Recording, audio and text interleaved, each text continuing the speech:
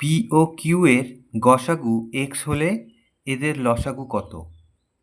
তাহলে P O Q এর গসাগু এক্স, লসাগুটা কত? তাহলে আমাদের এই এক্স দিয়ে বার করতে হবে।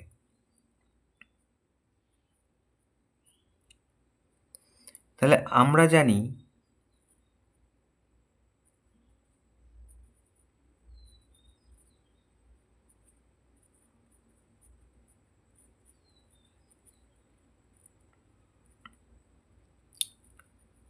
দুটি সংখ্যার গুণফল তাকে যদি আমরা ভাগ করি গসাগু দিয়ে, তাহলে পাওয়া যায় লসাগু।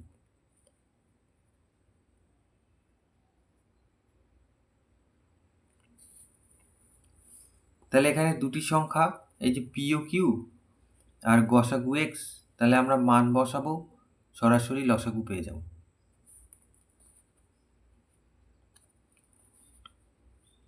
তাহলে অতএব লসাগু